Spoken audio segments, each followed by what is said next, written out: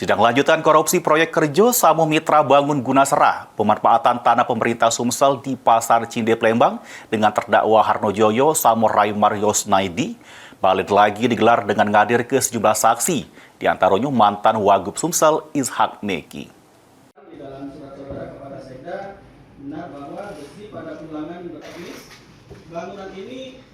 Sidang perkara dugaan tindak pidana korupsi proyek kerja Samo Mitra Bangun Gunasera atau BGS atas pemanfaatan tanah punya pemerintah Provinsi Sumatera Selatan di kawasan Pasar Cinde Plembang.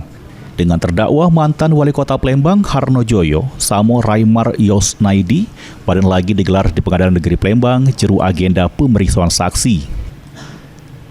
Saksi yang dihadirkan yakni mantan Wakil Gubernur Sumsel Ishak Meki, Kadis Disperkim Sumsel Basyarudin Ahmad, mantan Kadis Kebudayaan dan Pariwisata Sumsel tahun 2015-2018 Irene Kamelin Sinaga, dan Edison, mantan Kepala Kantor BPN Plembang. Di hadapan majelis hakim, mantan Wagub Sumsel Ishak Meki jelaskan penyusunan rancangan peraturan daerah atau Raperda status Pasar Cinde yang diusul ke pada Desember 2014. Pas itu Pemkot Plembang pengen supaya saham sama pengelolaan pasar dimasuk ke PD Pasar Plembang Jaya, termasuk permohonan penyerahan tanah sama bangunan jadi aset kota. Namun pembahasan tersebut tidak pernah mencapai tahap pengesahan karena tanah Pasar Cinde punya Pemprov Sumsel. Raperda itu dibuat oleh Kota Palembang yang isinya bahwa Pasar Cinde itu sahamnya akan dimasukkan ke PD Pasar Jaya. PD Pasar Jaya.